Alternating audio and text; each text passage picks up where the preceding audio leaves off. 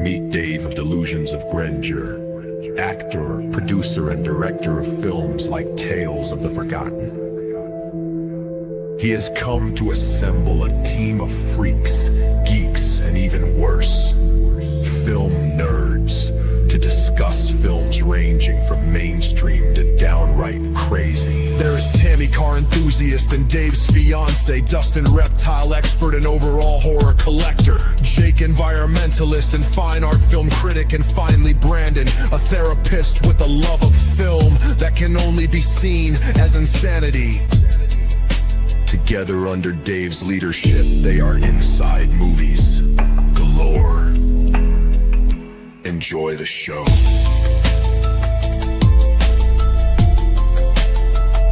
Enjoy the show.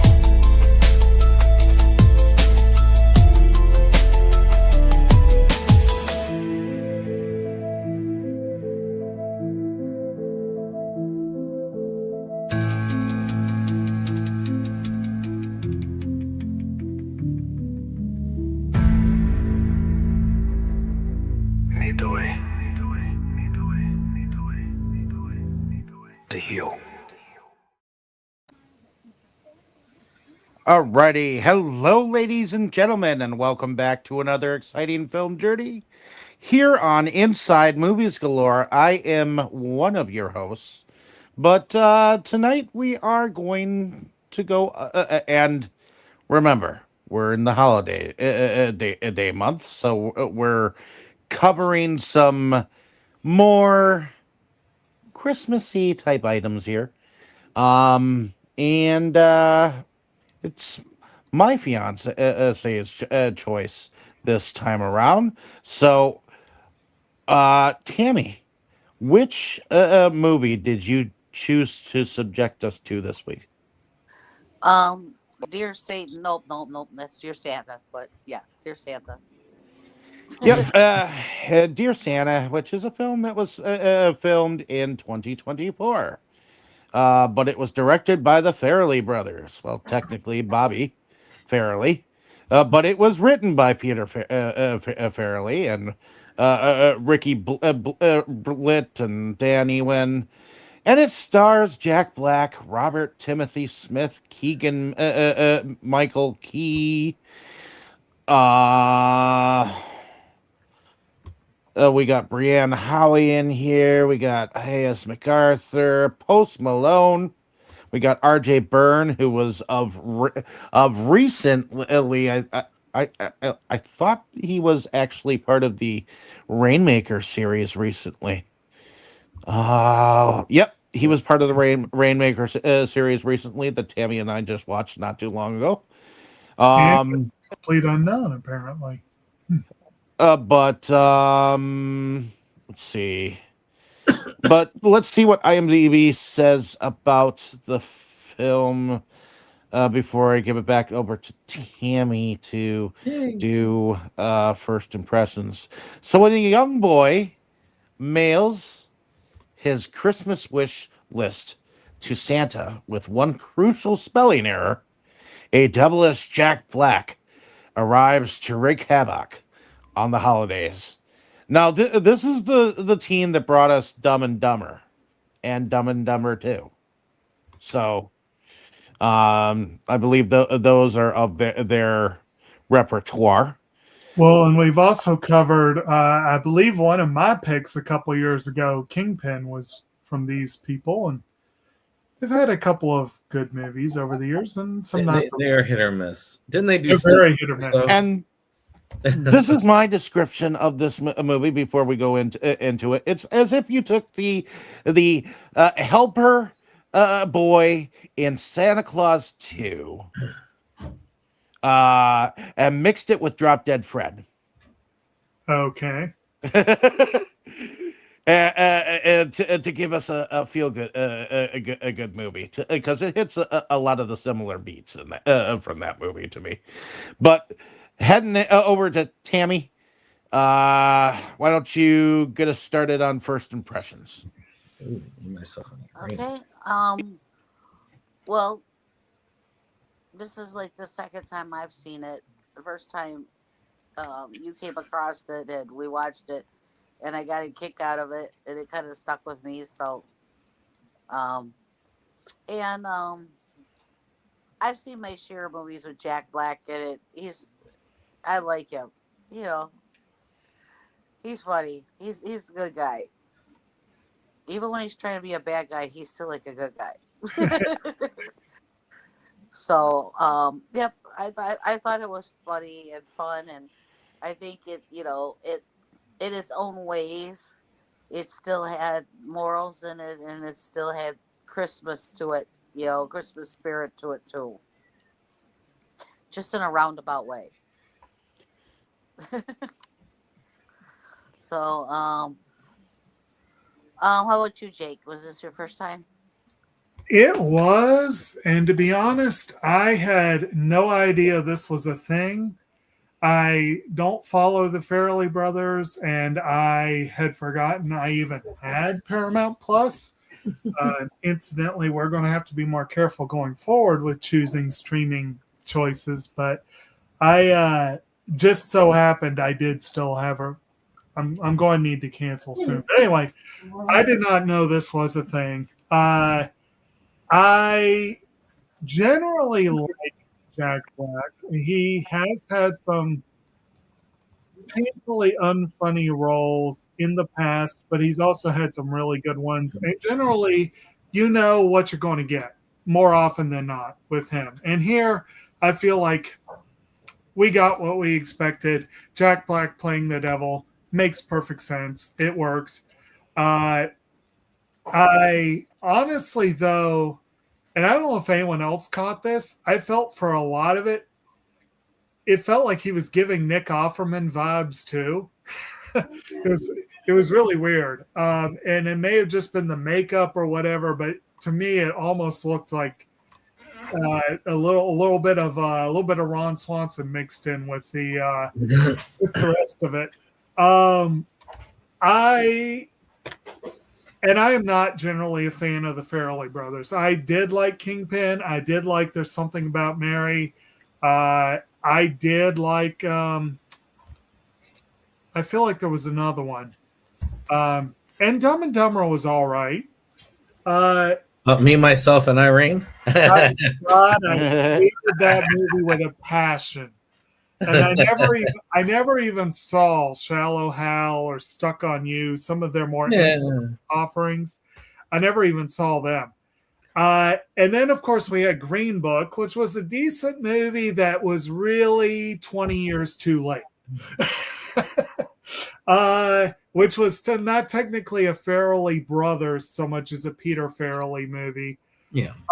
This one shocked me in that most of the crass, coarse, vulgar, and un-PC humor I associate with the Farrellys was either absent or toned down. I mean, the entire basic central premise does hinge on slightly picking on dyslexia, but they could have gone so much harder with that, and I was very relieved that they didn't. And there were a lot of fart jokes. There were a lot of, literal shit jokes in a couple of moments. That it's got its moments that are off, but it was a much more good-hearted and fun movie than I would have expected. Let's put it that way. I found it to be very entertaining. Is it a classic? No. Is it one I'll watch even if it gets a physical release? Is it going to be a yearly staple? No. And considering that I plan to cancel Paramount Plus, I won't be watching it on streaming every year. But it's a lot better than I expected. I will say that. And I'm glad I had a chance to look at it. Well, it could be worse. It could have been Jack and Jill that they directed. Oh, dear God. That film was almost... Well, no, nothing could save that movie. But the scenes with Al Pacino... There's one thing that could save that movie. And that was the Al Pacino Dunkachino song. The scenes with Al Pacino were worth watching. Nothing else in that movie was worth watching. Dave, if you bring up Jack and Jill, there's a good chance I will not be on that. Okay. Hey, you're making fun of Dave's favorite film. What? Just kidding. No, Jack and Jill is definitely not my favorite film. That's that Adam Sandler movie, right? Yeah. No. I don't know if I've ever watched that one. You're not missing much. You suggested for us to watch it one year, and You see. Sorry. Oh my. No. I don't know. So I have seen it. Yes, you have. Oh, okay. I guess it wasn't that memorable. Not for me. Well, memorable about how bad it was. There you go. Here's one from it. Everyone wants my Dunkachino. Can't get enough of my Dunkachino. Kids from 7 to 17 lining up for my Dunkachino. What is it? Part of that entire film. No, it wasn't a musical. That would have. But it was Adam Sandler's bad impression of Hairspray. Let's just put it that way. Oh, okay. All right. Well, moving on with this one. Brandon, was this your first time? No. Much like y'all, when I was looking through the holidays last year and this came out, I was like, you know what? I guess I'll watch this. Gotta justify the expense of the channel and all that. And I used to really hate Jack Black because to me he was always a cheap Chris Farrelly clone.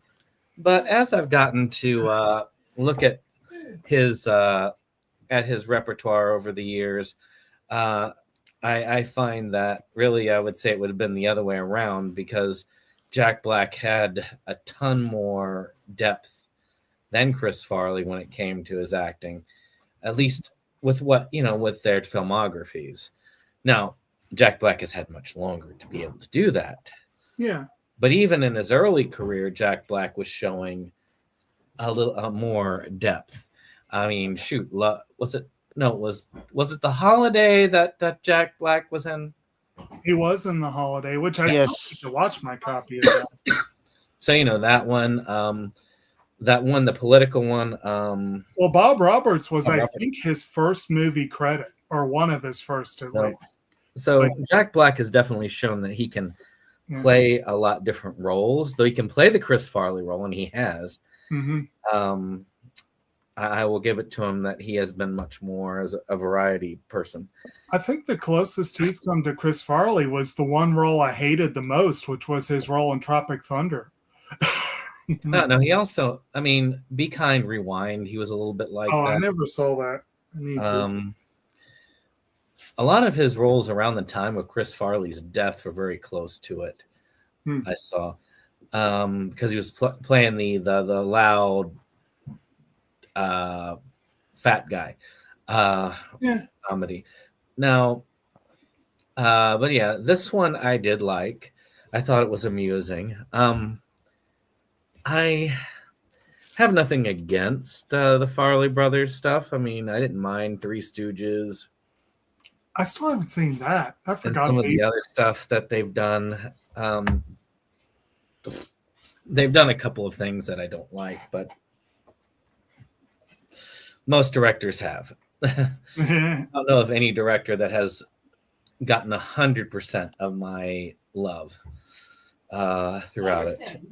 Even some of my favorite indie ones like Steve Rudzinski have their films like Red Christmas that I don't like.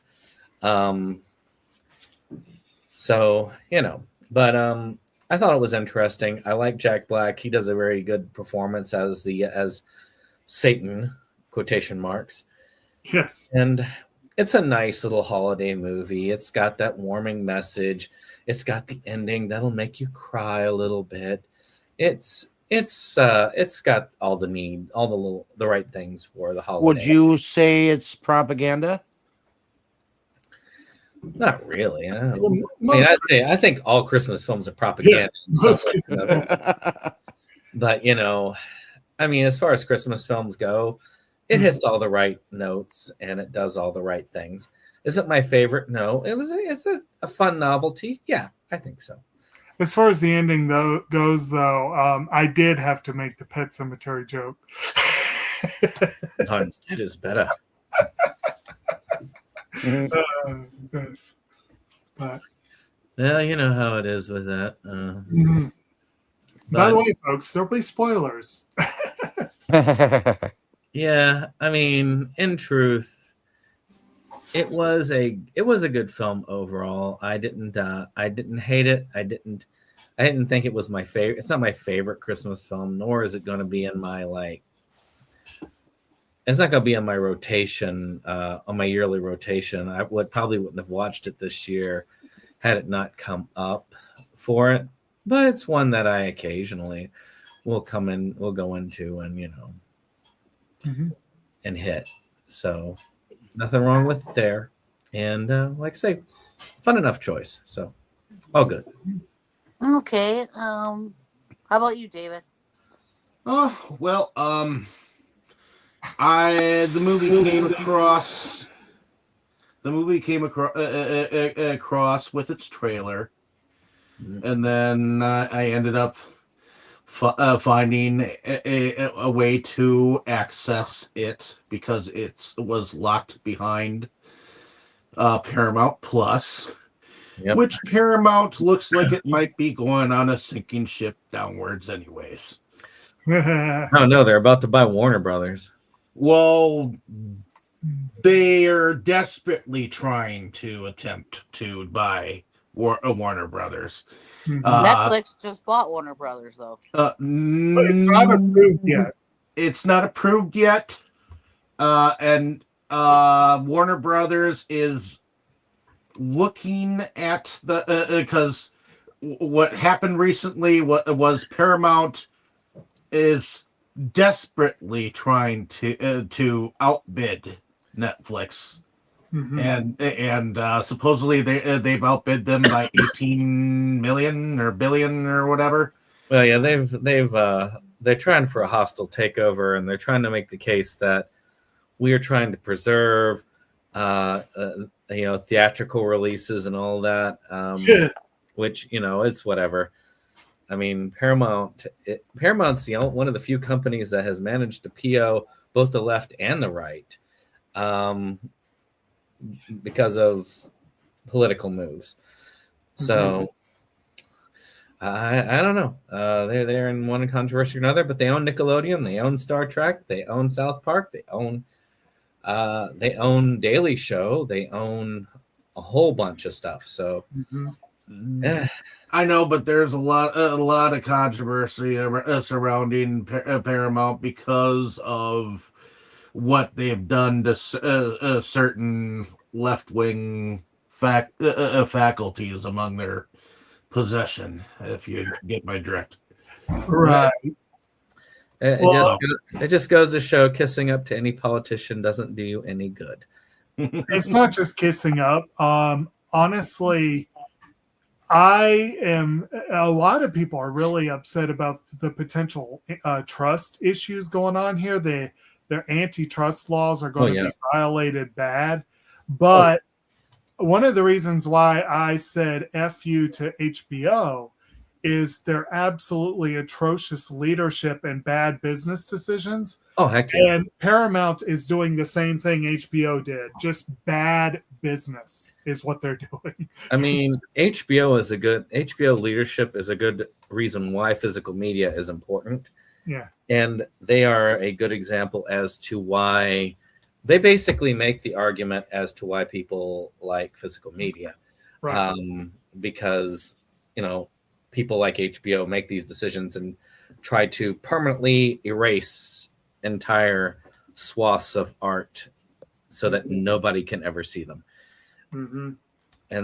And Paramount robbed me of Beartown, the bastards.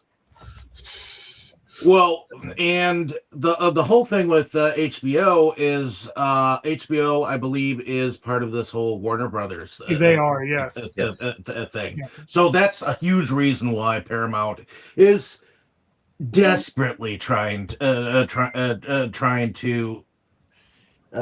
outbid Netflix in this whole endeavor. But right now, Yeah. everything seems like Netflix will be the actual person buying it, because right now I think Warner Brothers is looking at them and being like, okay, we'll look at your shit. Well, none of them are good. I mean, the fact that we're moving towards having all media under one company and one company alone is not good. No, it's not. But I'd rather them than Paramount or Disney owning it. So Yeah. Now, Disney don't have the money anymore. They've been kind of shooting themselves in the foot. But anyways, Anyway. back to my opinion. I thought that was it. I was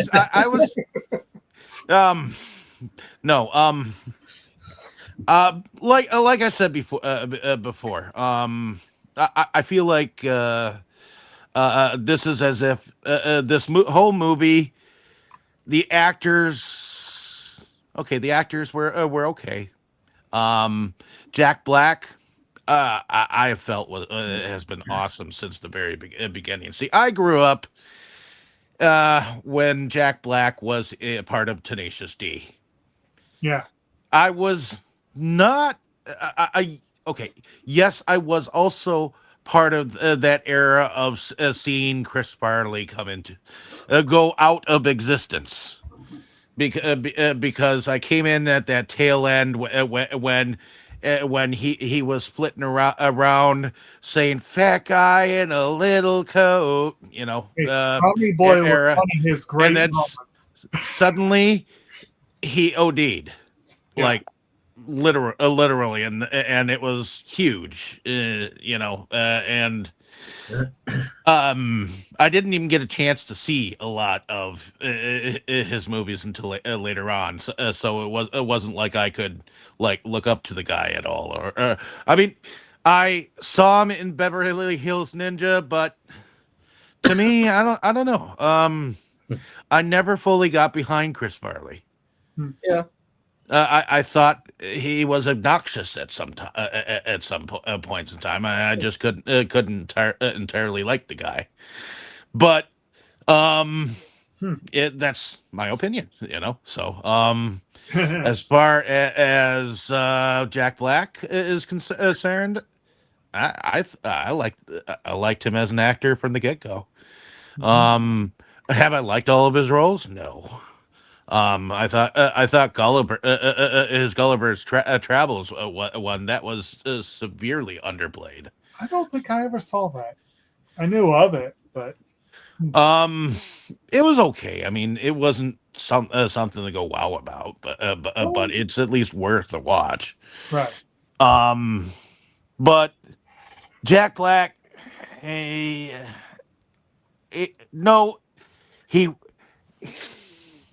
as far as the role of the devil, he played it spot on. I like. Well, technically, he wasn't the devil; he was a demigod. He was a devil.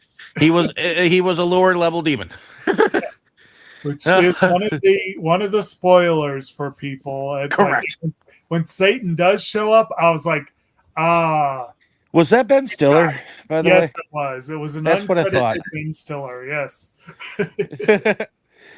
And Ben Stiller is another one where he's kind of a mixed bag too. Whether you, I think he was well cast for that particular role. Though. Yes, I agree. I agree. But in any case, I'm not entirely a fan of Post Malone, but I do get why they typecast him in a musician type role, because he's what the kiddies like these days. I felt bad for Maybe him, those though, like his slavish devotion to Liam, the guy that I do all my Actually, they Oh, were pretty mean to him, really, if you think about it, because they were like saying, remember those performances? Like, it was probably your best performance in years. Not any more mean than what they did to Chris Hemsworth in the Ghostbusters female version. oh, he was great. I felt Shoot, he was part the of only me thing that though, really brought me to that movie.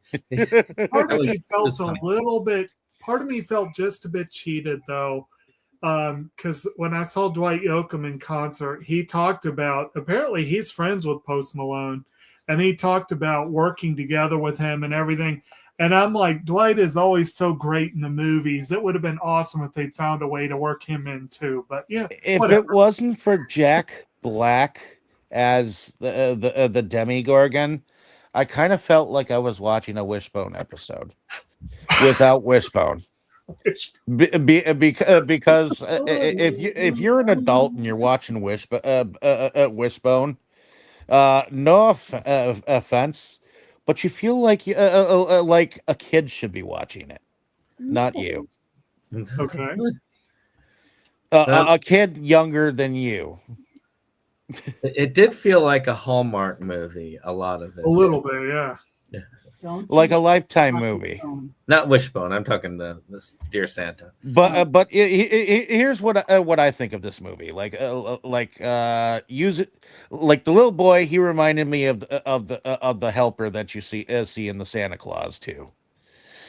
The one that reprogrammed Santa Claus for him when he went out and tried to find a Mrs. Claus. But you mix that with Krampus and Drop Dead Fred, you got this movie. So, Okay. to me, the imaginary friend, the way he acted was exactly how Jack Black acted in this role. So, other than that, I somewhat enjoyed this. At least the role that he was in. It was definitely a toned down Jack Black. That's for sure. Other than that, will it be on my Christmas list in the future? I'm not sure. Probably so because of Tammy liking it. But I just hope that eventually gets released as a physical. Like a couple of other ones that Netflix seems to have hostage. Mhm. But in any case, back over to you, Tammy. Has there been Oh. any Physical release? No. as far as Paramount Plus movies? Have they done any really on physical? I don't know if they have or not. I feel like they do have releases Hmm. because, I think well, so. actually, yes, because they own Star Trek and they've released almost all the Lower Decks and all that stuff on physical. Okay. They have a higher track record than, say, Netflix, Okay. but that's not saying much. Netflix releases maybe 1% of their stuff on physical, whereas, so you can't really. And Netflix does better than some.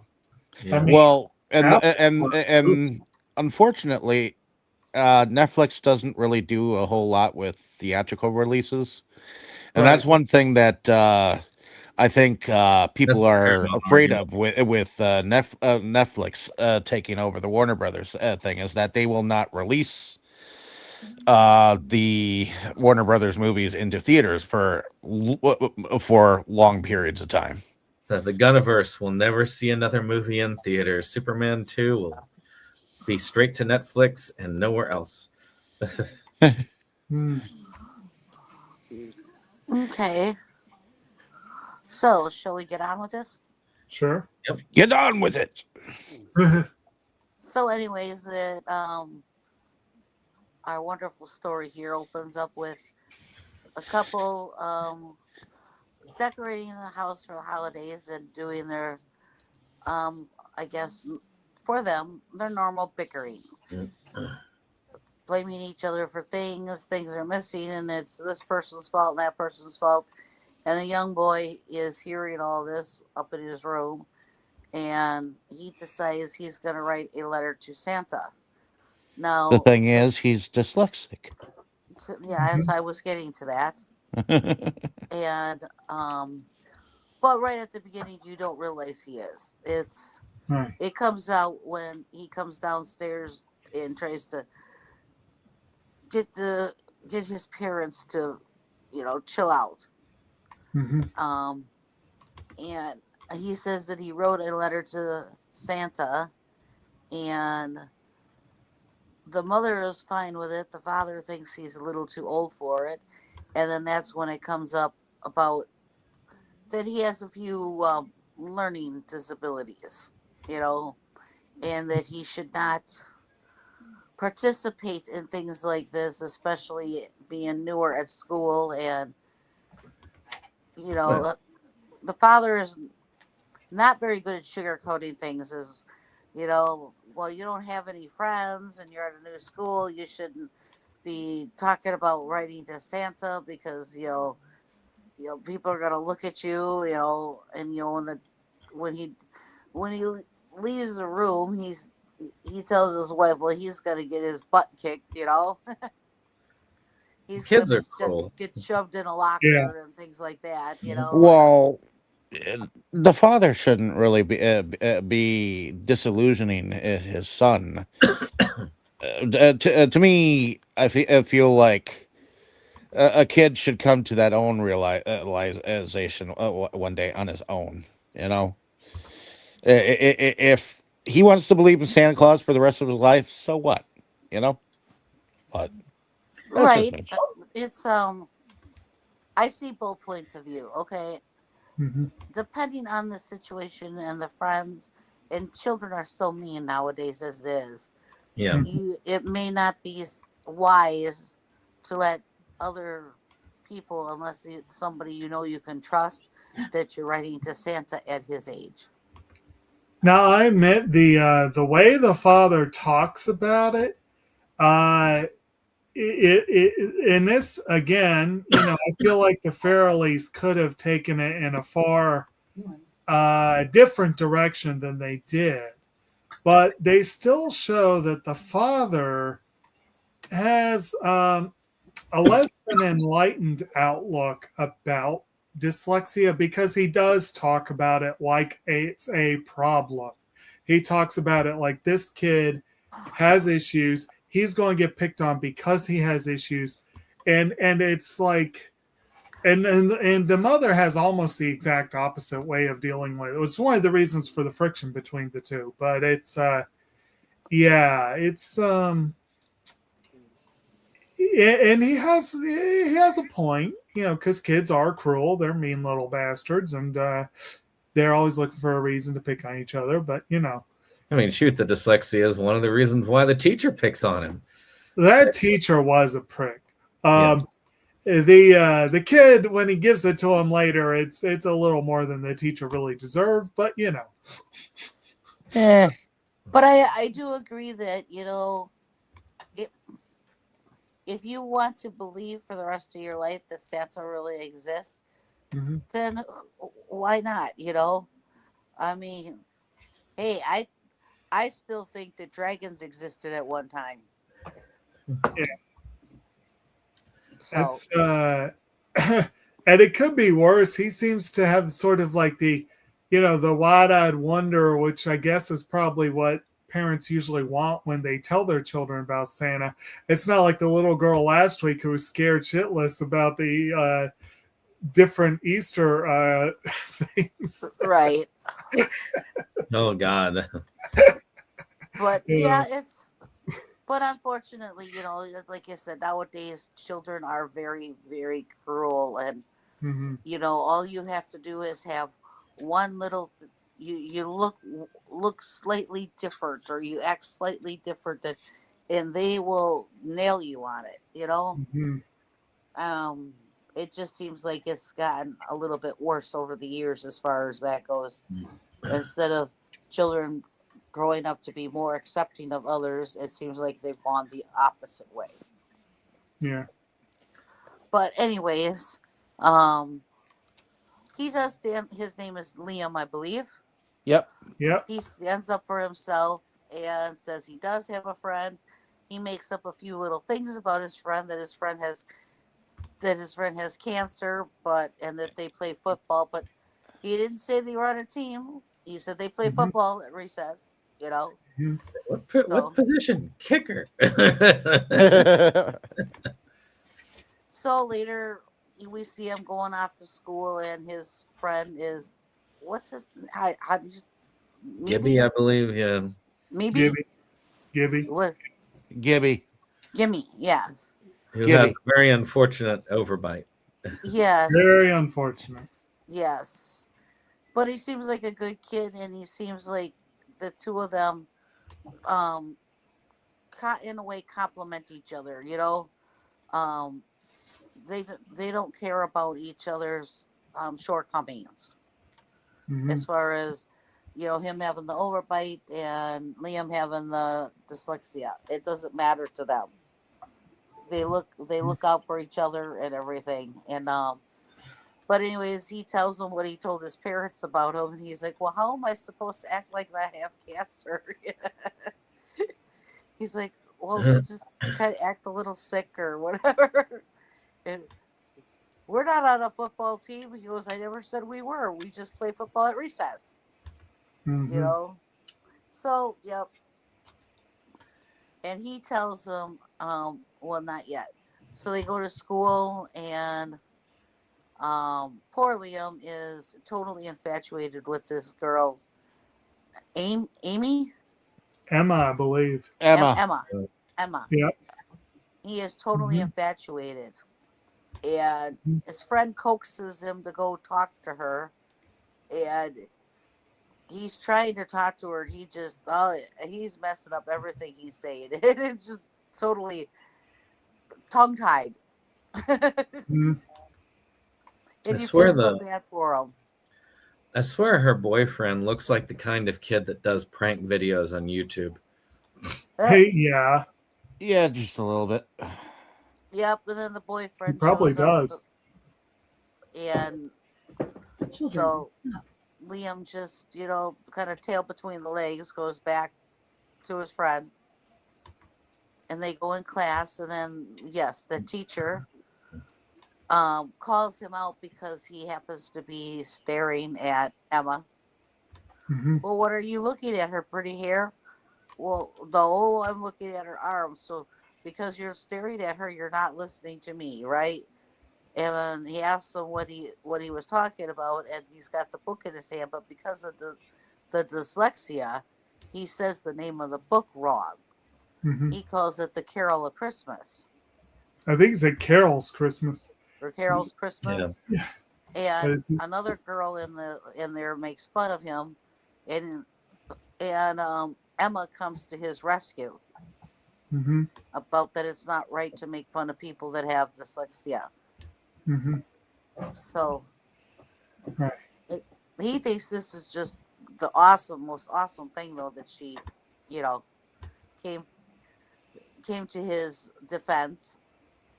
And then the boys leave school, and they're talking. He tells his friend that he's got a letter he's going to mail to Satan. It's not Satan. Santa.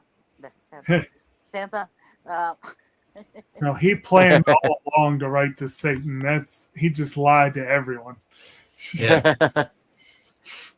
But yes, his friend is even telling him, don't tell anybody. Yeah, you know, they pick on you as it is, so make sure nobody knows, you know.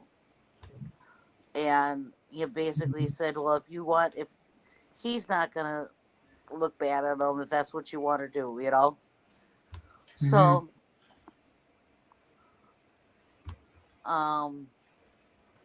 what do you guys think of the kids and the teacher and everything so far? Oh, first of all, like I said, I think Liam, when he lets him have it later, he is a little harsher on that teacher than he fully deserved. But that teacher was letting loose some really condescending opinions about classic literature, and he was just saying that Christmas Carol was this horrible book and all this kind of stuff, and he speaks with a very pretentious, obviously fake accent. Actually, later someone asked him, "Where are you from?" "Jersey, New Jersey." it's like, And he dresses like a total geek. oh yeah. But the teacher's not terrible. He is pretentious, and he clearly is frustrated in his life.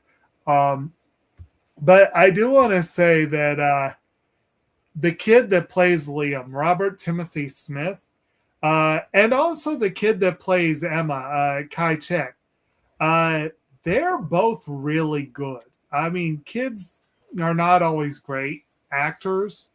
I feel like they did. I think Liam did a really good job. And Jaden Carson Baker plays Gibby. I think he did a fine job too. But especially Liam and Emma, for kid actors, they did a really good job. And some of the credit has to go to Bobby Farrelly for helping get those performances, because the director is usually a big part of any kid acting you see on screen. I don't know if y'all agree, but I thought it was solid. Yeah, I thought the kids were really good. Yeah. Kid acting is always a hit or miss, regardless of what you get. The one actor who stuck out like a sore thumb went way over the top and just kind of sucked. But I think it was played for jokes, but Kate Friedman plays a crossing guard who shows up a couple of times, and she was way over the top. It was like, yeah. Apparently being a crossing guard is a huge deal to her. Apparently. I mean, she took 2 whole hour course. Yeah. She was even more pretentious about her job than the teacher was about his, and that's saying something. Yeah, they always do say that the hardest thing about movies and stuff is working with animals and children. Right. Because you never know what She was an adult. So. But yeah, back to the kid part of it. Yeah. But yes, anyways, mm-hmm. I think next we do see Liam with his mom, Mm-hmm. and they come up to the mailbox Mm-hmm. for sending letters to Santa. You really want it to be. Well, this is where you see his dyslexia come into play, because he writes "Dear Satan" on the thing, meaning "Dear Santa," Mm-hmm. and he mails it, and he mails it, I believe, to North Lope instead of North. Yeah, but I think it said North Lope. And that's when we get to see our first glimpse of Jack Black. Right. Yep. He gets the letter and is just like, "Wow, I got a letter!" You know, This is a new one. You're right. I do like when he comes in the bedroom and he's like, "You know how many kids write to me?" He's like, 8 million? It was a lot more than that, but yeah. And he looks at it like, no kids write to me. It's like, yeah, I think he said something like 71 million or something like that. Right. It was, because when he shows up in the room, neither one of them are aware. You know, Liam thinks that he's really Santa, and Satan has no idea that he really thinks that he's Santa. mm-hmm. So they're like totally confusing each other Mm-hmm. until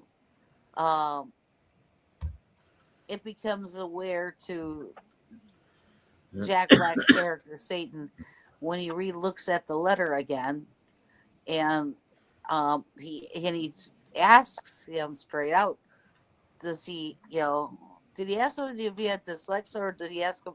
He asked him something about a I think you said reading? something Was about that. do you have a reading problem or something like that? I think am I remembering correctly? The thing that finally kind of tipped him off was when Liam was asking about the reindeer. He's like, usually it's the reindeer that have the antlers.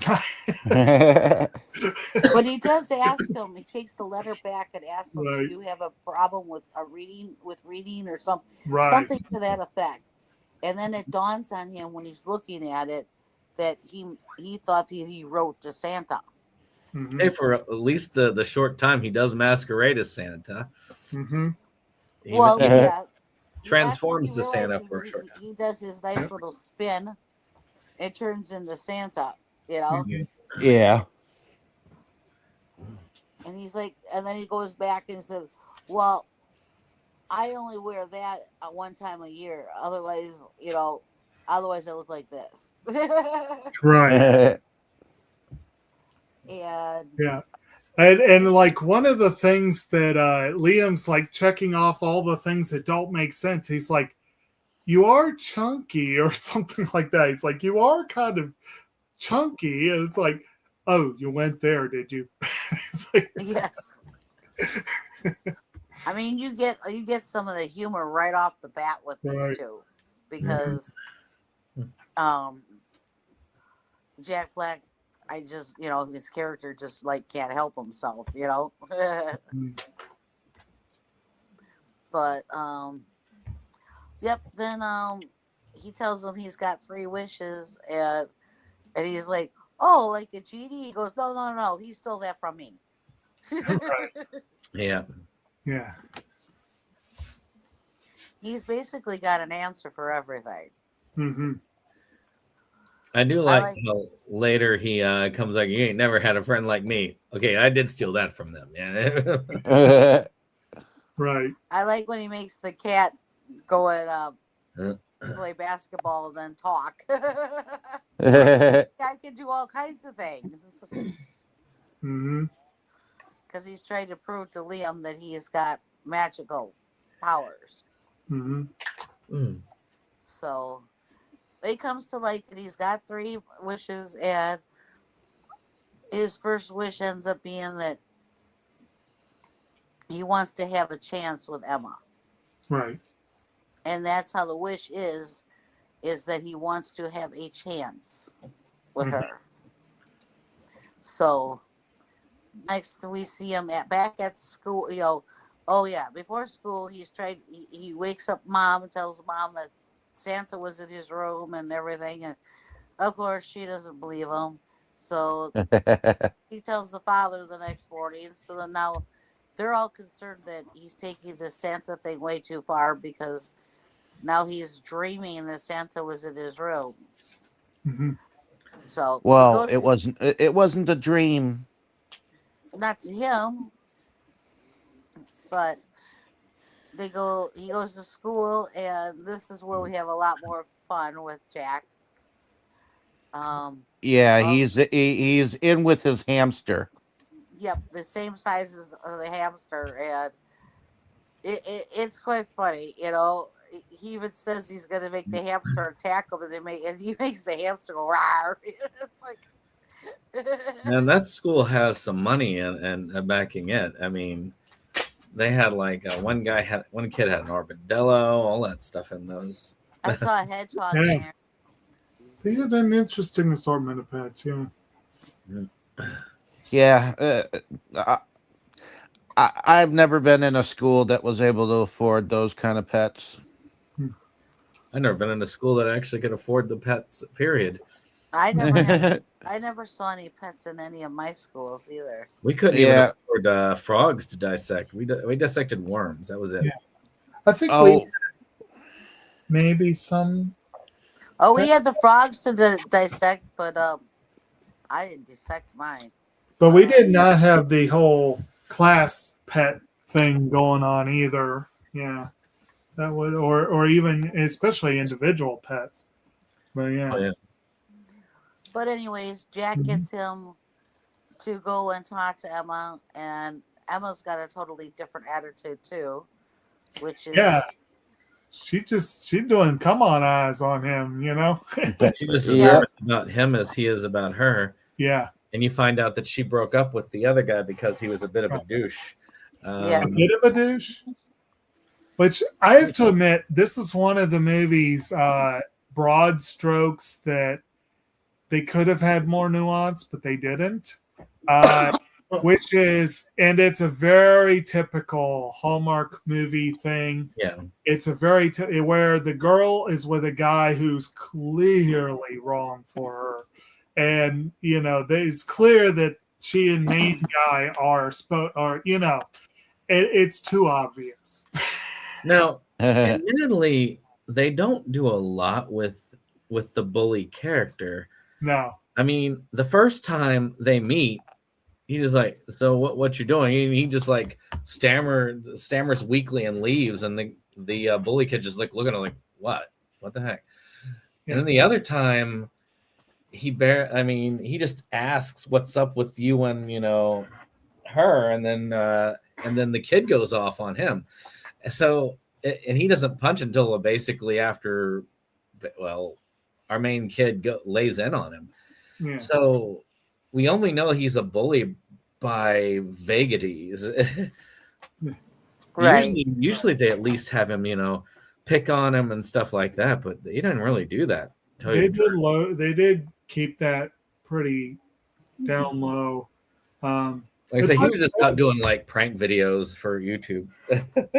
Right. Yeah, they could have at least had the bully.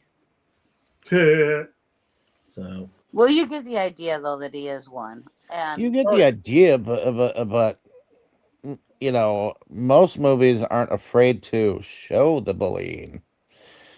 I don't think Even Hallmark. I don't think it really needed more than what it was. You get the idea, Oh, so the Farrelly brothers were trying to do a Hallmark movie. actually, I just finished watching "It's a Grumpy Cat Christmas," and I'll admit it has a lot of feels like that. Though they do have some jokes on there. It's like, what do those guys do to you? And Grumpy Cat goes, "Well, that's another type of Hallmark movie." Oh, sorry, Lifetime movie. Sorry, it was a Lifetime one, but still, it has those same type of thing. Hallmark, Lifetime, when they do their Christmas movies, they have that cheesy Christmas formula they follow. Mm-hmm. Yeah, I'm not buying it. anyways, they do set up. He asked her to a concert, and she agrees. And after school, Liam is trying to tell his friend about his visit, and he's telling him that that it wasn't Santa, it was Satan. And then they see him sitting. He sees him sitting on the bench, and he's like, "Him, really?" And he's trying to tell him, "Yes, how do I get out of this?" One of the actually, I think one of the worst traits about this film is that they really don't flesh out any of the characters all that much. But what they tried to show with Gibby is that Gibby doesn't want any drama. He anything that comes up that's slightly problematic, he doesn't want nothing to do with him. Like earlier on in a scene where he's trying to, our main character's trying to come clean with him. He's like, let's talk about the new Impossible lasagna. So he didn't want anything to do with this because he doesn't want anything to do with any type of drama or anything. But it is really, they don't really define it that well. So it's sometimes hard to pick up on that.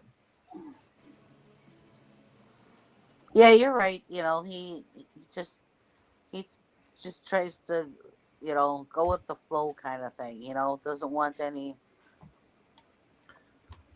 drama. Yeah, and don't get me wrong. I mean, I'm not going to say that there aren't a lot of kids like that. I was a kid like that in school, where you keep your head down, you don't get it chopped off, but at the same time, they didn't do a very good job of defining that trait about him. But yeah, that was why he was acting like that. They didn't want nothing to do with it yet. He didn't care if it was real or not. He was like, nah, keep me out of it. So then, yes, they go their separate ways, and Liam tries to diss Satan, and it doesn't work. He's like, you can't walk away from me. You got 2 more wishes, and he does tell him the truth about once he makes the 3rd wish, he gets his soul. So he's they're arguing back and forth. He's like, well, then I won't make 3 wishes. Well, yes, you will. Well, no, you won't. No, I won't. And he goes to leave him, and he does a little freeze thing on him, and then he realizes that he got him 2 tickets for this concert that he's supposed to be taking Emma to, and Satan says, "Well, that's part of the first wish, It's a freebie. Yeah. It's a freebie. I can't grant the first wish of you getting a chance with her if you can't do something with her, He likes to give freebies, though. I've noticed that he's right. He's not as bad as he's trying to make himself out to be. I ain't never got a friend. Nate never had a friend like me, as he said. He's even more generous than Jeannie, which is interesting. Yeah. But let's see. Oh my gosh. Oh, when he gets home, his parents have decided to have a therapist come and talk to him because of his Santa Claus his belief. Yeah. So they go through the supposed dream, Right. and Dr. Finkelman, who is played by Keegan-Michael Key. Interesting. Yeah, this is from that dream sequence that they shows him off what he could do for him. Yeah. Where they're going to Vegas, and he's doing the high rolling. Oh yeah, that's before he gets home. He shows them all that. Right. But yes, this therapist, keeps behind Liam's back, mouthing to the parents that he's nuts and things like that, and Which actually, Brandon, as our resident therapist, was that professional?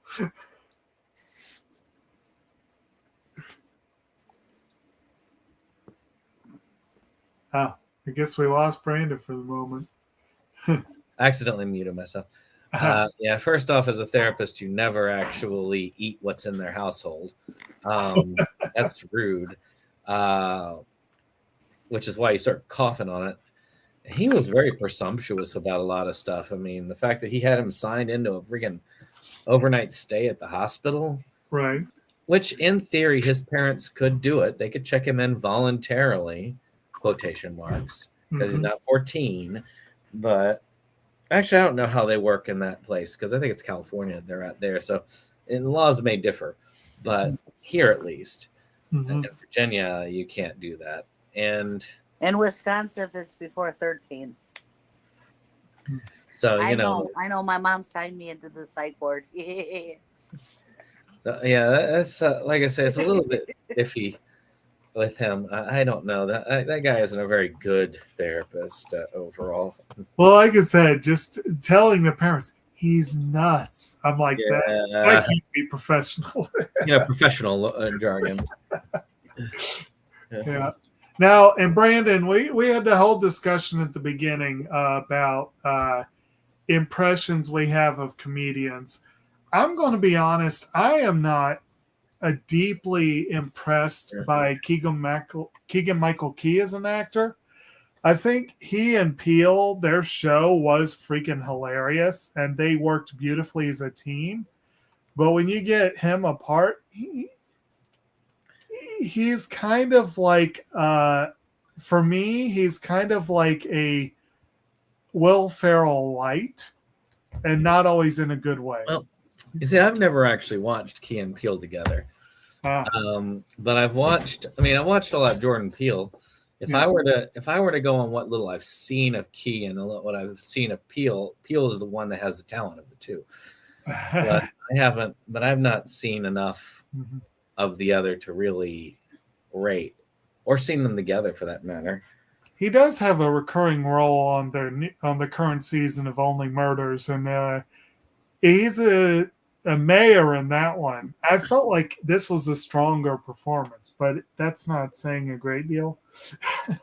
Maybe that's just me. I know some people out there love the guy, so Well, he is also in a Farrelly Brothers movie here, so we can't really go too far on that's true.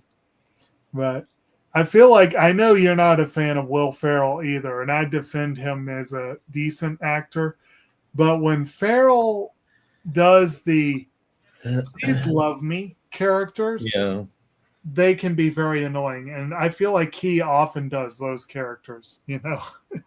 Yeah, with Farrell, Farrell's a lot like how I feel about Jack Black. I really disliked the guy at first, but I've gotten a lot better about liking him overall. I still dislike certain roles. Oh that yeah, he's known for. he was painful to watch and Get Hard. Ugh. That movie was painful though. Ugh. That movie, ugh. I mean, his performance in Elf would have been painful in any other movie.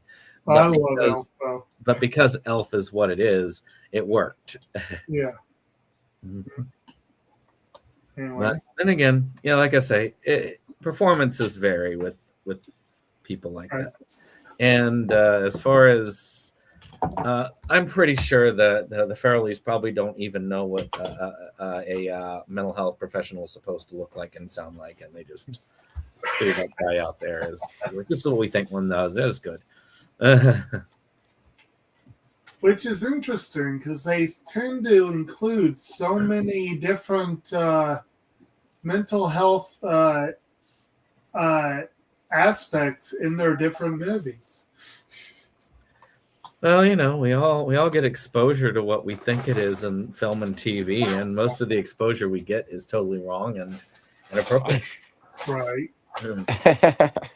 Like, if I remember correctly, I think Me, Myself, and Irene was all about split personality disorder, and it was the way they did that was just, oh. Me, Myself, and Irene is one of the best talking points as to why they don't know anything. Yeah, And yet, for some reason, I enjoyed that movie. I hated that movie. It could be a second chances potentially, I guess. Yeah, well, you could do Jack and Jill as a second chance. Oh dear God, no. No, that one we will probably agree on. That it was probably one of the more terrible ones. Anyway, Well, so yeah, they wherever we were, we got home as a child psychiatrist. yeah. He kind of blows off the child psychiatrist and move on. Yeah. While the child psychiatrist is still there, his friend shows up, and they come up with this line because he has no idea how he's going to get out for this concert. So they come up with this line that he's going to go to therapy because Chemo. it's His chemo. Chemo. Jack Black is his Make-A-Wish Foundation guy. well, no, Yes. well, he said he was his father, didn't he? Yeah. He said he was Gibby's father. Yeah, it Right. gets his looks from his mother. So, but yeah, because doctors famously tend to schedule their chemo appointments for late in the evening. All right. But the parents go along with it, thinking that this is a good thing. He's being there for his friend and everything. Right. So they let them go off. Mhm. Yep. And then when they show up at the concert,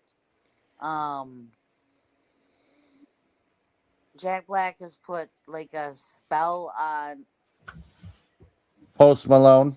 Post Malone, Mm-hmm. and he just thinks that Liam is the greatest and everything, and he knows his name and comes and talks to him, and Liam is just on a cloud nine, you know. Mm-hmm. Yep. And so then the concert starts, and Liam is with his friend Emma. Emma.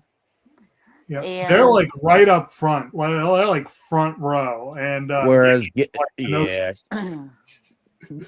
that's funny. right, and then he gets pulled up on stage, and he's trying to tell Jack, "I don't know how to do anything," you know.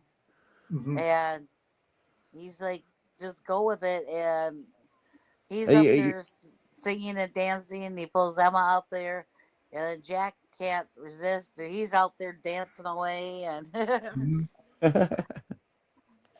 you know, and like the whole school ends up seeing all this, so they're all thinking, "Oh wow," you know. Well, there are people who actually take out their phones and record the darn thing. Yeah. Yeah. And it just so happens to be a nurse that later on like pulls out her phone and shows the parents that he was actually there dancing like that. Right. But meanwhile, I'm sure we'll get to that. Video goes viral at school, and like the next day, Liam's like a celebrity. Yeah. Yeah. In fact, there are girls that he probably never spoke to him before saying, "Hey, Liam." Well, there's one girl who was the one that Emma dressed down earlier actually is there at the concert with her friends, and she's probably one of the main ones who's spreading the videos around. Yeah, and Gibby meets a lady friend you get the feeling he's going to get a friend, have some fun until she gets a look at his teeth, and then she suddenly has a boyfriend, and yeah, it's unfortunate. Which is right about this time that Liam decides to use his second wish. Right. Yep. And that is to fix his friend's teeth. Yep. Mm-hmm. Random thing that I think we already went by. I think it was the scene with the pets, because that was science class, wasn't it? Yeah. Yeah, that was science class. Science teacher is the other half of Tenacious D, Kyle Gass. Yep. Apparently, he and Black had a bit of a falling out. And I don't know if it was before or after this movie was made. It was before. He has a brief cameo. Yeah, it was before. They've gotten they're friends again, and it really wasn't that they didn't stop being friends. It's just they had to dissolve the band. Yeah, because the other half of them basically made a really harsh political statement, and Black couldn't alienate all of that group. Yeah, entirely. Basically, Gass took it further than he should have. That was or at least that was the I mean, he took it into the violent claims, and that was not agreed upon. I don't know if Tenacious D is back together, but they are. But I'm not sure. I mean, they got together for the Baby it Hit Me Baby One More Time remake, and just this year they came out with a Masterworks 3. Because I know they never stopped being friends. They just had to stop their professional relationship because that really alienated politically. That Baby One More Time video was great. Yeah, it was. But yeah, I don't think that was quite funny. Never stopped being friends. But anyway, although he's not the first band that went out and redid the song, though. Yeah. Fountains of Wayne did it back in the day. Oh yeah. Well, I mean, Bowling for Soup did a version I find entertaining. Right. Well, they did that to promote the Kung Fu Panda 4, right? Correct. Yeah. So but anyway, back to we talked about Gibby. Like, I don't know if we've mentioned, maybe we mentioned, and I just there's been a lot of talk up to this point of the second wish is a freebie because he can technically have 2 wishes without losing his soul. So, but he ends up using it, to try and help his friend. And that's like, which Jack Black's character just doesn't know what to do with this kid. He doesn't understand his lack of selfishness. It's kind of funny. It's like, Right, because he would be used to everybody wishing for that glimpse that we saw, right. with the car and the gambling and the money and everything. Yeah. And that's not what Liam is. Right. Yeah. So, yes, at this point, I believe is where the parents come and kidnap Liam from what is it? Well, they have the next day where Gibby comes to school with the fixed teeth, and he's suddenly fairly popular and all that stuff. But yeah, they do this. What they call it? The Christmas? Was it just the Christmas festival? Yeah, it was a Christmas festival. For some reason, I was thinking there was a special name. Whatever. But yeah, they end up meeting Emma and having. Liam talked about them doing like a double date, and Gibby's like, "Nah, I'm going to be a free agent." That's what I'm talking about. But they show up, and Emma appears, and then they were all kind of like just going over the events of the night before, and ultimately that's when the kid says, "Hold on, I gotta go get some corn dogs." Right. And lo and behold, who is manning the corn dog stand? It is Jack Black. Right. And he's trying to get him to make his third wish, and he's like, "Nope, I've got all I need." Mm-hmm. And he pretty much tells him, "Hey, it's been good. It's been nice. I had a nice time. Hit the road." Right. But that's about the time that his parents. Well, is this the point where Jack Black says that he's staying at the Red Room Motel, and I think so. Yeah. You can guess what room I'm in. Correct. It's 666. If you didn't. To be perfectly honest, though, when they made that Shining reference, I thought that it was room 237 for a minute. But no, they didn't go to that deep a cut. They went for the obvious one. Well, and then his parents swoop in to apparently try to save the day again. Yeah. And they take him straight to the psych ward. Yeah, as you do. Yep. That was, I mean, theoretically, it's doable to do that, but it seems a bit much because the kid's not doing anything there. He ran away to go to a concert, even though they don't believe that he went to the Post Malone concert. Well, they don't know at this point. Yeah. At this point, he says that he was there, and they're just like, "What are you?" It's like, obviously, what are you talking about? Another daydream. But he was just going out with like his friend and so on to this Christmas festival, which I don't know. Which they were already planning on it anyway. Although I think the mother kind of thought he was going with her, and maybe she was a little hurt about that. No, the kid actually said, "Hey, most of my friends are going to be there," and she's like, "Oh, yeah." And that was during that time where hubby and wifey were not getting along. Right. So it's like they were like, she was trying to spend more time with him because the hubby was being mean. Though you could tell they were on the same page when it came to trying to help him out. That they put aside all their differences whenever they were super concerned about him. You saw it several times throughout the film. Mhm. And you learn later on that the one bad thing that Gibby was like, nah, lasagna, about was, well, the main character's brother died. Yeah. And there's a lot of contention because, well, wife believes that He blames her. that she blames her for it, and she blames herself for it, and wants to talk about it, and he don't want to talk about it at all. So, Right. and that's driving the wedge in. Yep. So Go ahead. Jack shows up there, and Are you eating chips?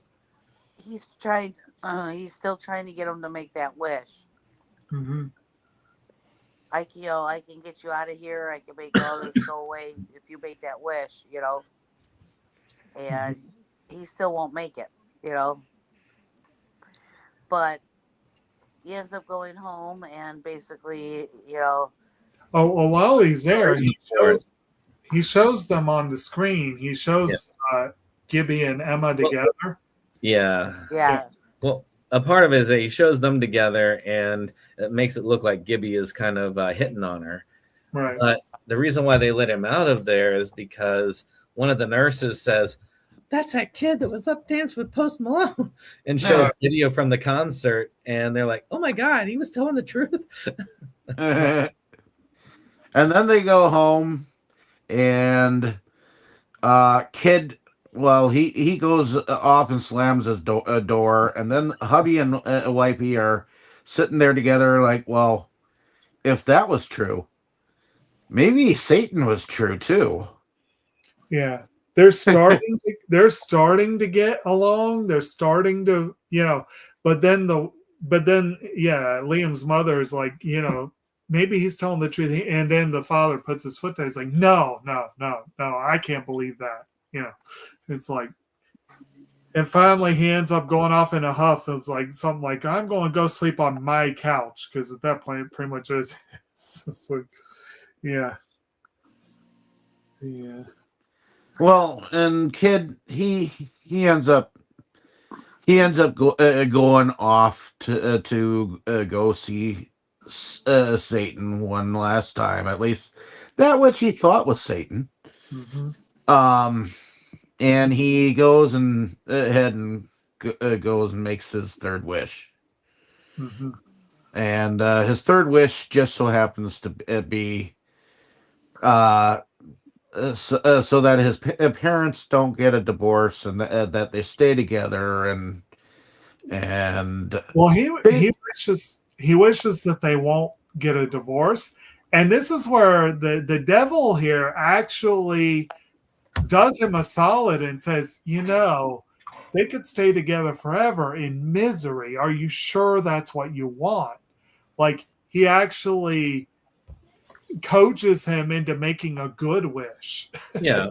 I mean, a lot of it shows towards the end that that he actually doesn't, that he has a good relationship with the kid, and he doesn't want the kid to, go too bad. He doesn't really feel like selling your soul is such a bad thing in a way, because it's sort of like, well, you're just going to be in hell with me and everybody else. In doing so, though, it kind of put him in bad favor with his boss down below, and made the whole thing null and void. Well, the whole thing was null and void in the first place because he did it under false pretenses, and he wasn't able, because he did the first wish under the pretenses of Santa, and the rest of them were selfless wishes, which were not valid. Right. The first one, which was done under false pretenses. Well, the devil himself, or Satan himself, said that no, they're not valid. He's making good wishes. That's not the wishes he's supposed to be making. Yeah. Yeah, he's like, I can't bring him down to hell. I can't, But yeah, I can't do anything with him. This is where Ben Stiller comes in for that scene. Yeah. he basically ends up actually kicking Jack Black out of hell. It's like, yeah. He basically gets fired for. And meanwhile, Liam gets picked up by his parents, who, in the process of trying to find him, have largely made up. They've basically finally said the things that they have not been able to say, and they're finally able to make up. And They're largely in communication. yeah. Which Liam does find out from Jack Black that that wish was never granted. They did that, and it couldn't be granted because they had already done it on their own. Right. Yep. So he just went back to his initial letter list, and he's like, "You read the rest of that?" And he's like, "Yeah." I ended up having to take a crap, and I had nothing better to use. Right. And they have that last meeting together where he explains, like, no, you're not going to hell. I'm canceling the contract and all that. And yeah, that was. And Liam, we kind of skipped over, but Liam had a big fight with Gibby where he accused him of being A dick. horning in on his woman and all that kind of stuff. And the whole mean thing where he thought, like, well, my soul's down anyway. He was encouraged with Jack Black. Well, be mean. Yeah. You're going to hell. He ends up crapping the bed with Emma because he was such a jerk to the teacher and so forth. Which I thought was a little bit bullshit because that teacher deserved that anyway. Yeah, he didn't deserve it that bad. Yes, he did. But Emma's like such a kind-hearted person, and she liked Liam for the fact that he was a kind-hearted person. So you can understand how she would look at that and go, I must have been wrong about this guy. You know, it's like, it does make sense, but yeah. Well, up until this point, it was true that Liam's brother was in fact dead. So, Right. But I think you were alluding to the next thing Well, I think where the last several scenes just got thrown into a blender and all thrown out at once. But yeah, but yeah, we have the night before Christmas, I do believe Liam gets back on the horn with Gibby and they make up, you know, and they're cool again. And on Christmas Day, I think Gibby told him that, oh, by the way, I think I made it possible for you and Emma to get back together. I apologized and I told her what you told me, which was he had finally told Gibby about his brother. But it turned out that was almost better to Santa.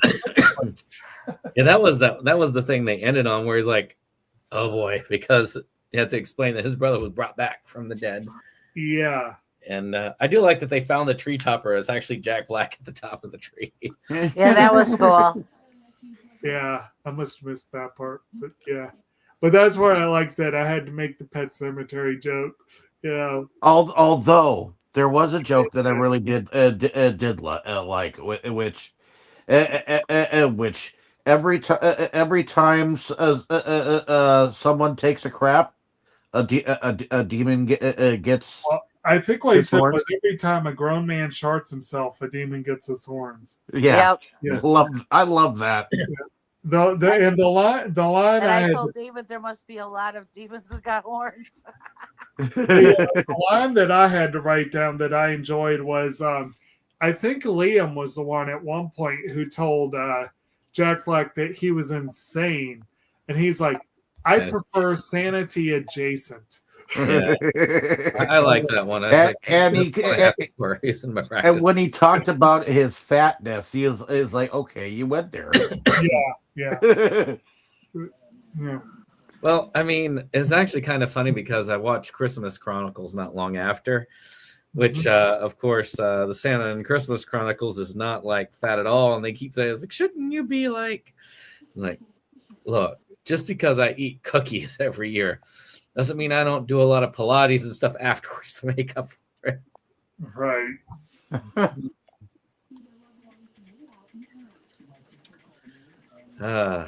Christmas Now that's- Chronicles is another one that needs a physical release, but that's an example of Netflix Yeah. streaming only. Mhm. Yeah, Netflix doesn't believe in the physical. Right. Well, for the most part, there They are believe in the Twilight Zone. They just don't believe in the physical. exceptions, but not very many. Yeah. Not enough. Well, I think we're basically to the end now. Yeah. Anybody got anything else to put forth? I think we got. Yeah, I think we got most of it. I mean, it's a cute, heartwarming tale, one that I think is useful for the holiday because that's what you're looking for. Mm-hmm. And I think it's more amusing. Here, no. I think it's more amusing than we would tend to let on. But will it will it become a movie that we put on the spinner and watch during the Christmas season year round? Nah, man, nah, not for me. Well, I don't know. I was actually looking forward to seeing it again. You know, when you first, said that we had to pick, it was like, okay, well, I wanted to go for something that was not traditional that I got a kick out of. And, in the past, I think I've picked a horror movie or whatever, that was a Christmas horror movie. So I just thought this would be a lot of fun. I say, I liked it. don't get me wrong. I mean, I think it's fun. I think it's enjoyable enough. Now, it's just the question is that one that goes into my regular Christmas rotation for every year? Do I consider it a Christmas staple? And the answer to that's no. Considering how many you already have on that rotation, that's like. I have certain ones that are on that rotation, yeah. I would say that this would be like every other year to every 2 years, maybe. If they come up with a physical and I have it in the collection, it'll be more likely. But the fact that it's stuck on Paramount Plus makes it a lot less likely Right. that I'll watch it again in the near future. Right. Okay, well, should we go into production? Sure. Sure. So, what did you guys think? Pretty solid. Yeah, did its job really well. Yeah. I like the costume. I like the devil costume that he has. All right. Yeah. I thought it was pretty neat. I thought it was unique that he kind of looked like a Krampus type character, and and they did get the whole what is it when he got down to the size of the hamster, so to me that's like using a little bit a bit of the Wisconsin filmmaker Little Big Man. One thing I think we forgot to mention, or I don't remember it being mentioned, that was amusing to me, was that hamster scene where he's trying really hard to get Liam to man up and go talk to Emma, and Liam didn't want to, and he threatened him by saying, "I could sick this hamster on you." Yeah. What a dude, be the guy who got beat up by a hamster. It's like, Well, and the kids like, and the kids like, I could never be afraid of a cute little hamster Right. like that. And it's just so funny what he does with the hamster. right. Oh yeah, how about when he's drinking the hamster's water? Right. Hey, sue me. I'm thirsty. But I got to admit, that was a valid threat. Like, would you want to be the kid that got beat up by a hamster in front of the class? Right. I thought production was really good too. I mean, Yeah. I think the costume that they put Jack Black in really fit him. Yeah. I mean, it fit his role. It fit him. Really. Mm-hmm. And like I said, like we were talking about with the hamster and the use of making him smaller and the size and all that, that was good. I mean, I think all the effects were pretty good. When he spun out and he turned into actually Santa and things like that. You know, I don't think I don't think anything was overdone in it. I think there was just enough little things to make things happen without it being overdone. Mm-hmm. Yeah. So Oh, yeah. I agree. Yep. Mm-hmm. It was a good movie overall, and I thought it was well enough done. Mm-hmm. I don't know if there's really anything to say about music. Well, I mean, you had a whole concert sequence with Post Malone, so the music was definitely part of it. And I think the music was used well, Rupert Gregson Williams technically was the composer for the background music. I don't remember the background music, but I feel like I don't either. Me neither. Yeah. I feel like it was serviceable. Right. It falls in that camp for me of would I buy the soundtrack? No. But do I feel like the music took me out of the film? No. I think the music did its job. Mm-hmm. Yeah. So, I believe we are at favorite scenes and our favorite characters. Mm-hmm. And maybe let's throw in what is and could be your favorite Christmas comedy.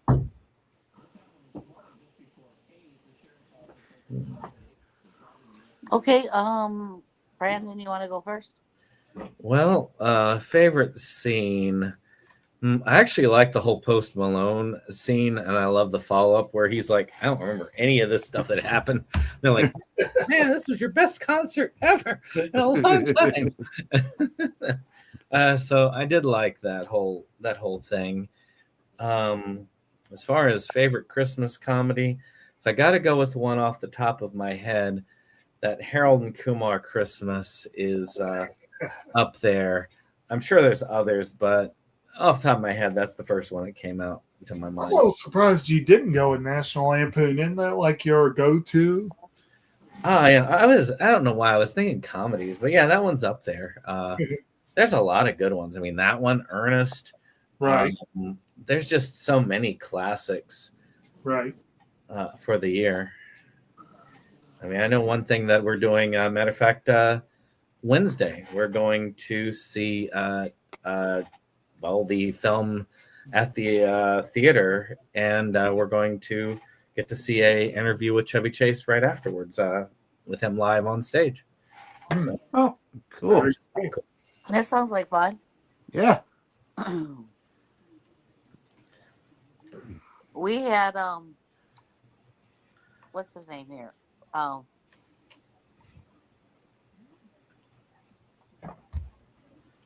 He's doing the Neil Diamond movie. Oh, Hugh Jackman. Yeah. Oh, Hugh Jackman came to cops and gave out ice cream. Custard. You got to get it right because custard is different than ice cream. Yeah, true. But yeah, it was a really big thing, and then there was a premiere of his movie at one of the theaters, and he was on one of our TV stations that we normally watch, and he seems like a very, very nice person as a person, not just a good actor, but he seemed like a very nice person. yeah. Chevy Chase, unfortunately, does not seem like a nice person, from what I've heard. I've heard that too. Yeah. Jackman has generally had a good reputation from what I've heard. People seem to like him a lot personally, but I have not met either of them. So, But okay. So did you pick your favorite scene and character already? Oh, character. Satan. Why not? The Ben Stiller Satan.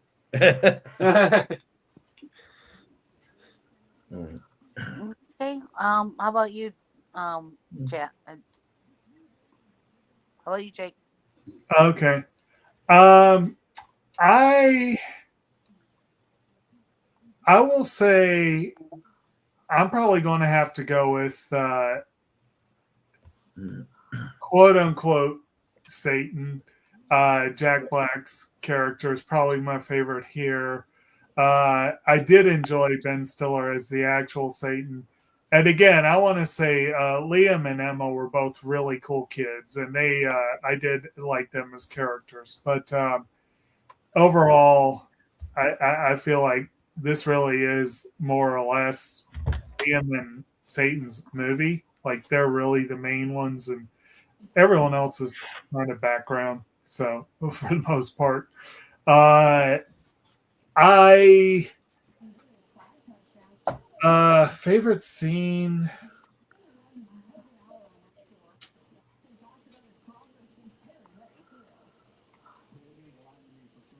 I might say that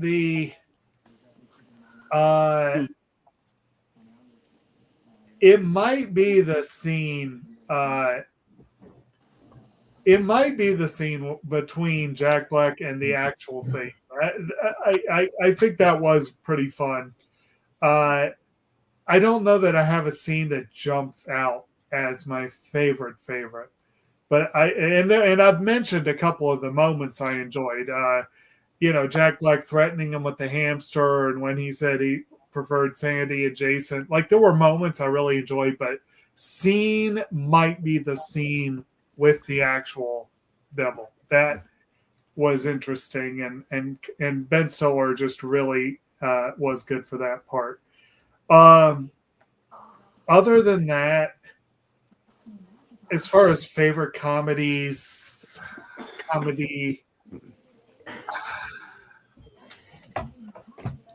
I don't know if I have a clear number one, but probably my go-to, as far as what we were saying before, like these are the ones that are on the rotation, like this is a part of Christmas tradition, you might say. National Lampoon's Christmas Vacation and Ernest Saves Christmas are probably going to be my top two. I do agree the Harold and Kumar Christmas was great. The Night Before was great. The Night Before, yeah. Really good Christmas comedies, but probably going to go with Ernest Saves Christmas with National Lampoon as a close second. Yeah. Okay. And what about you, David? Air brakes. Okay. As far as favorite character in this particular movie, definitely Jack Black. Well, the character of Satan. Well, actually, the real Satan in here was an interesting character too, but I still like Jack Black in whatever character he was playing. A demigod, a Gorgon. Right. Favorite scene? I'm gonna have to say the hamster scene. The hamster scene really got me. I like it whenever ever.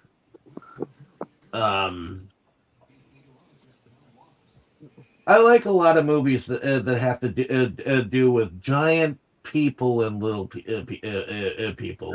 When you see little something little like that. The hamster scene, what it reminded me of, though?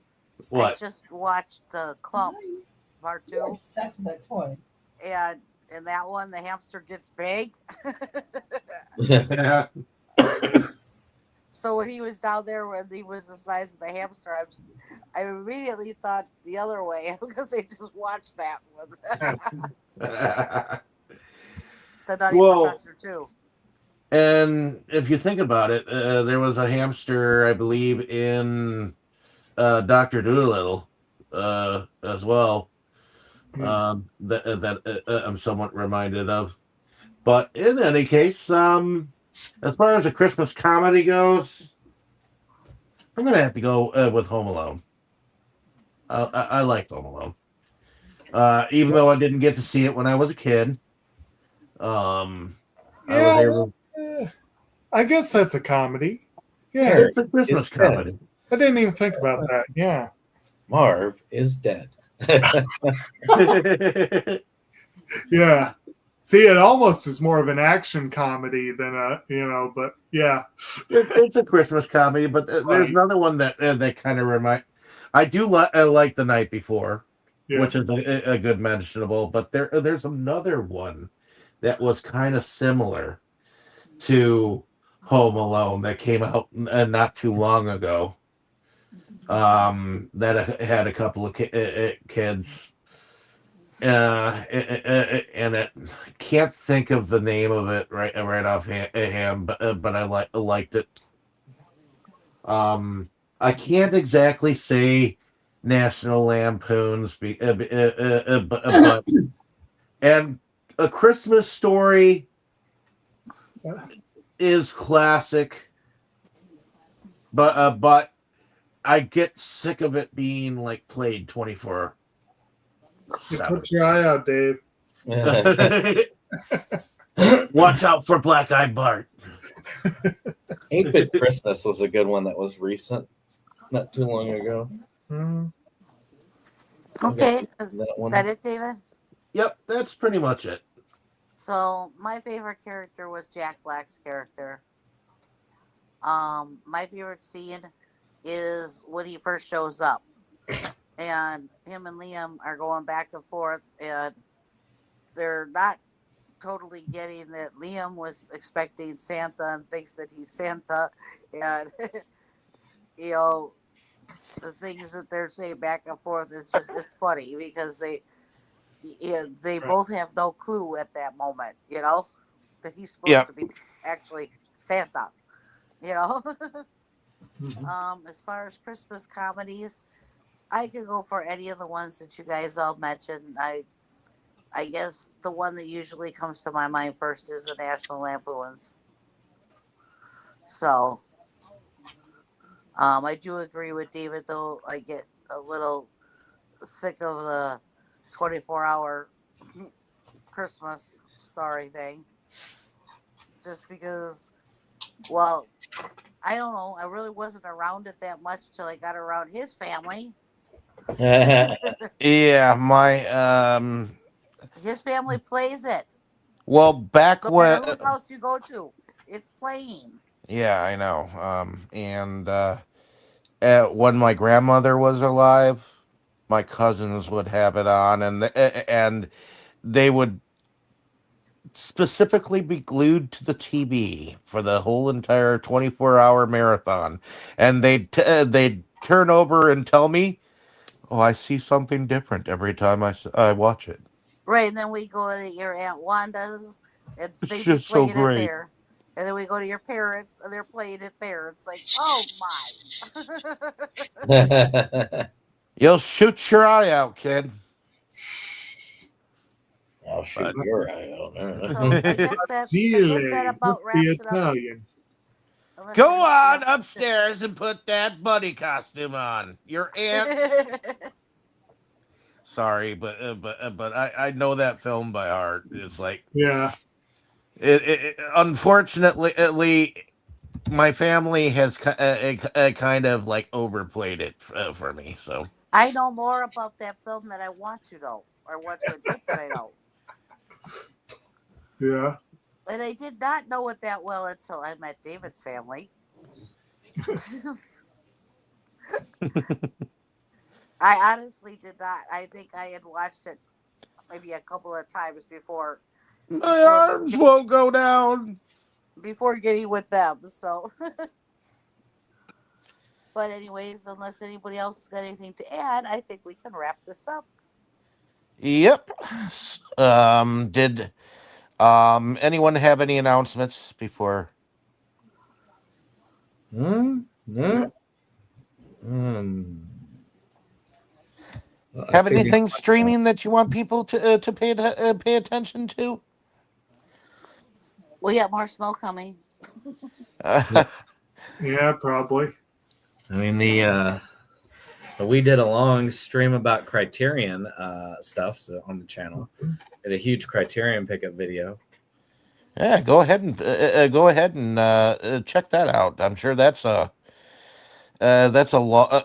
I know you guys get more into buying into the Criterion sales than I do. In fact, is there a sale coming up? They're just Eventually? finished. July. They just finished. Yep. For the Black Friday sales or whatnot, right? Yeah, November is usually November and July are the 2 months typically. All right. Okay. Although it was So- kind of weird this time because I feel like you could still do the 50% off through Barnes and Noble, but you couldn't through Amazon, which is unusual. Now, if you go to Criterion's page, they do random 50% off sales, but you Right. gotta catch them. And Right. but yeah. Oh, and I picked my film for for January's month, so that'll be good. Cool. Yep. And what Okay. we got next week?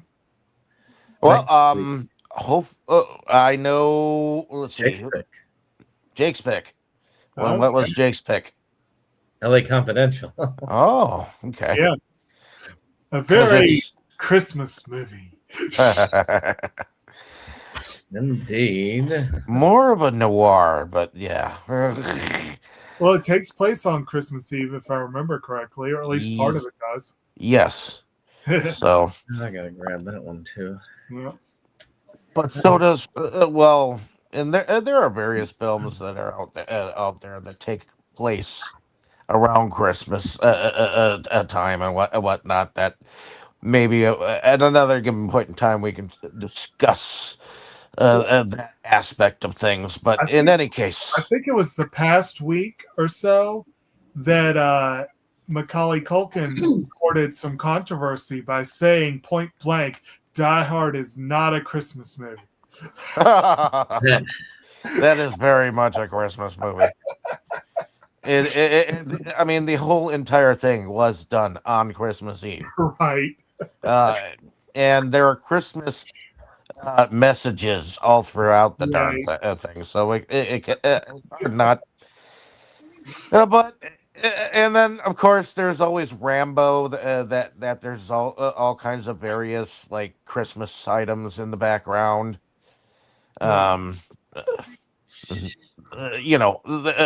Lethal Weapon is another one. Right. But in any case, hopefully you have enjoyed our discussion on Dear Santa. Originally, I called it Dear Satan a couple of weeks ago, but I had totally forgot they had actually, in fact, called this Dear Santa. I kept calling it Dear Satan too. So don't Yeah, feel me bad. too. You confused the shit out of me. I was like, I can't find Dear Satan. What are you? But Sorry Yeah, about that. it's okay. It's because it was Satan involved. Is why I thought it was called Dear Right. Satan. But you can see why we got mistaken. Well, the people who directed this movie do not have dyslexia. But in any case, if you have not seen the movie, go out and see it. It's hidden behind Paramount Plus, which is a slowly sinking ship. But I guess we'll see on the sinking part because you never know. They might upend themselves. Their bid might go through. And we might see a totally different side of the stormtrooper side of Hollywood. But we'll see what happens in the future. But let us know down in the comments what you thought of this film, what you thought of our discussion. And I promise you we'll reply back and and we'll have all kinds of discussions down below if you so. We will not offer you 3 wishes when we respond. No. Well, feel free to make wishes if you want, but we can't really guarantee you any of them will come true. No, and we won't guilt trip you into making them either. So, but we're definitely looking forward to seeing any of you here next week as we cover, like we said, LA Confidential. So, catch you next week, and everyone say good night and happy holidays. Good Good night. Happy holidays. Happy holidays. Inside movies galore, just makes you just want more. We've had all in the world of media to explore. Horror, anime, or Curious George. Our love of new things was our reward. It is the best night of our week. Frankly, my dear, I don't give a damn.